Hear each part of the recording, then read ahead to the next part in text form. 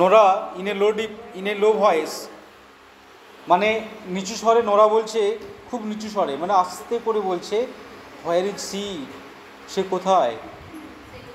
এখানে সে বলতে কে, সে বলতে কে সেটা আমরা একটু পরে জানতে পারবো। ক্যাথরিন বলছে she is lying down, God help her and may be sleeping if she is able. She is lying down মানে সে শুয়ে রয়েছে, ভগবান তাকে সাহায্য করুন। অ্যান্ড মে বি স্লিপিং, সে যেন ঘুমোয়, সে যেন ঘুমোতে পারে। ইফ সি ইজ এবল, যদি সে সচেষ্ট হয়, হ্যাঁ চেষ্টা করে, সে যদি ঘুমোতে পারে, ঘুমানোর জন্য ভগবান তাকে যেন শক্তি দিন। এখানে একজন ব্যক্তিকে নিয়ে বলা হচ্ছে, যে ব্যক্তিটা হলো এখানে মৌরা, হ্যাঁ মানে তাদের বৃদ্ধ মা। তার মানে কি, তার বৃদ্ধ মাকে লুকিয়ে দুই মেয়ে যেন কিছু একটা জিনিস করছে, হ্যাঁ।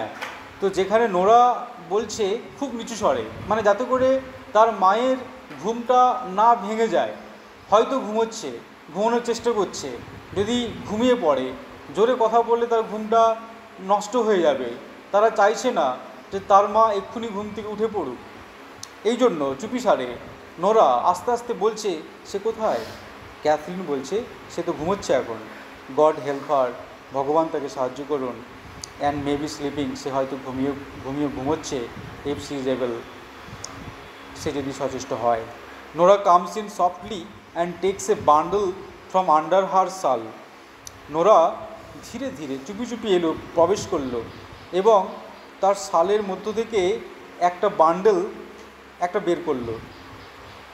ক্যাথরিন কী করছিল তখন, ব্র্যাকেটের মধ্যে কি বলা আছে, স্পাইনিং দ্য হুইল র্যাপিডলি।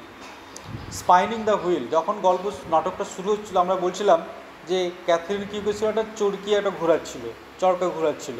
তো যখন ক্যাথরিন নোরা যখন প্রবেশ করলো, তখন ক্যাথরিন কী করলো, ওই চরকিটাকে আরও দ্রুত, আরও জোরে জোরে ঘোরাতে শুরু করলো। ঘোরাতে ঘোরাতে বলছে, what is it you have, এর মধ্যে কী রয়েছে। তখন নোরা বলছে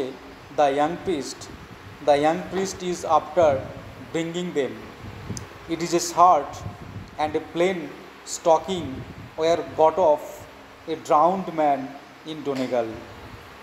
ইয়াং প্রিস্ট, একজন যুবক প্রিস্ট, মানে কি, একজন ধর্মযাজক, হ্যাঁ পুরোহিত, তার মানে এদের মধ্যে একটা ধর্মবিশ্বাস ছিল, হ্যাঁ। ওখানকার যে মেল যে পুরুষটি, সে কিন্তু এই ধর্মপথকে বেছে নিয়েছে, মানে অর্থাৎ আমরা বলতে পারি যে যে মানে বাধ্য হয়েছে এই প্রফেশনে আসতে, কারণ সে তো জানে যে ওই সমুদ্রযাত্রা বা তার মধ্যে যে কী স্ট্রাগল, সেটা সে জানে। সুতরাং এই ধর্মকে কেন্দ্র করে ধর্মযাজক হিসাবে সে তার জীবনটাকে নির্বাহ করছে। তো ইয়াং প্রিস্ট কী বলছে, ইজ আফটার ব্রিঙ্গিং দেম, মানে ওই যে বান্ডেলটা আনলো, বান্ডেলটা কে আনলো, নোরা এনেছে। তো ওই বান্ডেলের মধ্যে কি আছে, ইয়াং প্রিস্ট এটা এনে তাকে দিল। ইট ইজ এ শার্ট, এটা একটা শার্ট, জামা, and a plain stocking were got off a drowned man in Donegal. এবং এইটা পাওয়া গেছে কোনখান থেকে না, ডোনেগাল নামক একটা জায়গা, ডোনেগাল থেকে এটা পাওয়া গেছে, ঠিক আছে।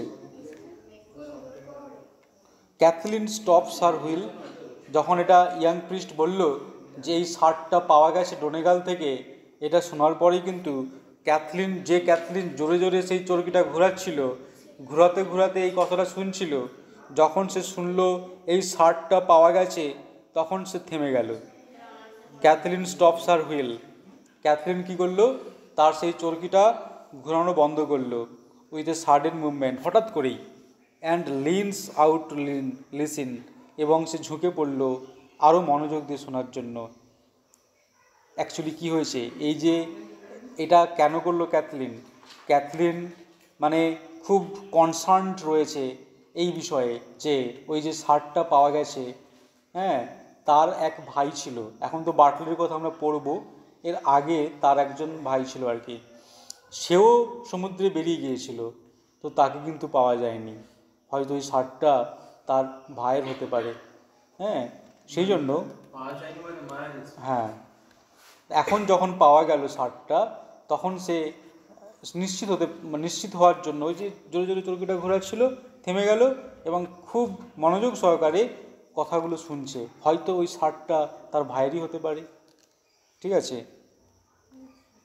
নোরা বলছে, we are to find out if it is Michael's there, sometime herself will be down looking by the sea. যেটা বলছিলাম, নোরা তখন বলছে আমাদেরকে দেখতে হবে, খুঁজে বের করতে হবে এটা মাইকেলের কিনা। তার মানে যাকে খুঁজে পাওয়া যাচ্ছিল না তার নাম হলো মাইকেল। এটা মাইকেলের কিনা আমাদেরকে দেখতে হবে। Sometime herself will be down looking by the sea. Sometime herself মানে সে নিজে নিজেই, হ্যাঁ, তাকে খুঁজতে গিয়েছিল, ওই সমুদ্রের পাশেই সে গিয়েছিল নোরা। ক্যাথরিন বলছে, how would they be Michael's Nora? এটা কি করে মাইকেলের হতে পারে নোরা?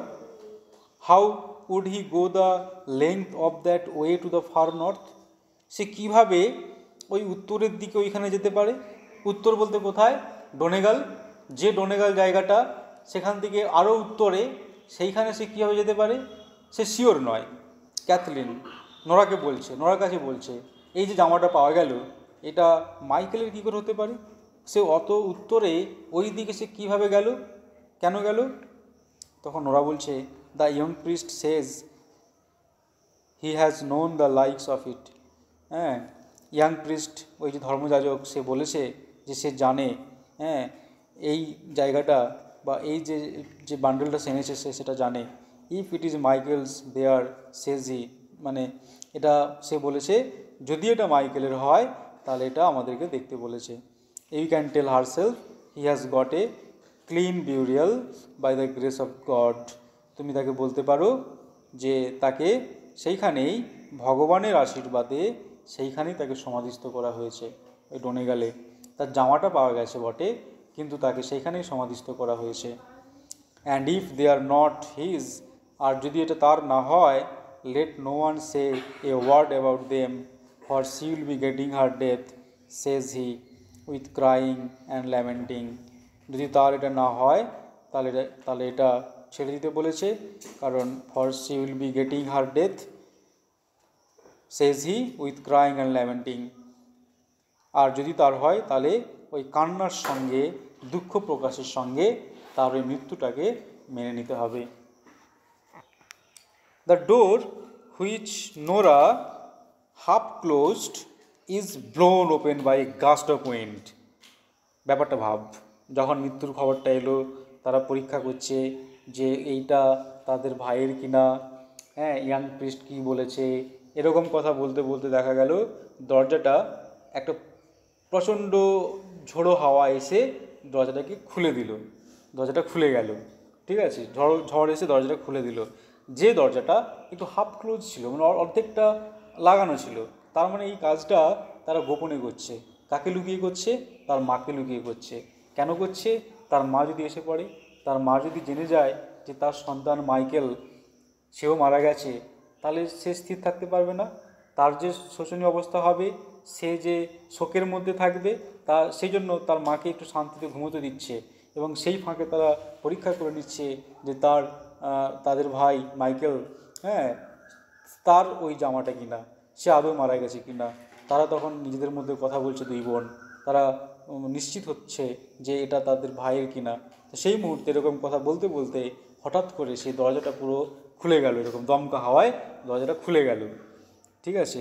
তখন ক্যাথলিন লুকিং আউট অ্যাংসাসলি, যখন দরজাটা খুলে গেল, বাইরের দিকে খুব উদ্গ্রীব হয়ে তাকালো, হয়তো তার মা উঠে গেল বা মা চলে আসতে পারে, এরকম ভেবে বাইরের দিকে তাকালো। Did you ask him would he stop Bartley going this day with the horses to the Galway fair? Did you ask him, তুমি কি তাকে বলেছো would he stop Bartley going this day, যে আজকের দিনে বার্টলেকে না যেতে দিতে, with the horses to the Galway fair? ওই যে গালওয়ে ফেয়ার মানে হচ্ছে যে একটা হচ্ছে যে জায়গা যেখানে কিনা একটা দ্বীপের মতো, যেখানে গিয়ে মানুষজন যায়, তাদের নির্দিষ্ট জিনিসপত্র সেগুলো বেচাকেনা করে, হ্যাঁ, এবং তাদের জীবিকা নির্বাহ করার জন্য তারা বেরিয়ে পড়ে, সেটা হচ্ছে যে গালওয়ে ফেয়ার। তাহলে ক্যাথলিন চাইছে না ওই দিনে বাটলে যাক, বাটলে ওই গালওয়ে ফেয়ারে গিয়ে যায়। গালওয়ে ফেয়ার যেতে গেলে কী হবে, সমুদ্রে যেতে হবে। আজকের অবস্থাটা ভালো নয়, পরিস্থিতিটা ভালো নয়, আবহাওয়াটা ভালো নয়, সুতরাং সে চাইছে যে বাটলে যেন ওই দিন না বেরোয়। নোরা বলছে, I would not stop him, আমি তো তাকে বাধা দিতে পারি না, আমি তাকে থামাতে পারি না। But let you not be afraid, herself does be saying prayers half through the night, and the almighty God would not leave her destitute, says he, with no son living. তো তুমি ভীত হইও না। Herself does be saying prayers, প্রার্থনার মধ্য দিয়ে, half through the night, রাত্রেবেলায় প্রার্থনার মধ্য দিয়ে আমাদের ঈশ্বর, সেই ঈশ্বরই কিন্তু তার ভবিতব্য, তার ভবিষ্যৎটা ঠিক করবে। God would not leave her destitute, হ্যাঁ, মানে ঈশ্বর বা ভগবান তাকে এইরকম অবস্থায় রাখতে পারে না। তাকে বলতে কাকে? তার মা মৌরাকে। Says he with no son living, যে তার কোনো সন্তান থাকবে না, যেখানে বাটলে বেরিয়ে পড়লে বাটলেও মারা যেতে পারে, তার কোনো সন্তান থাকবে না, এতটা ঈশ্বর নির্মম হতে পারে না। ঈশ্বর অবশ্যই তাকে যেন করুণা করবে, আশীর্বাদ করবে।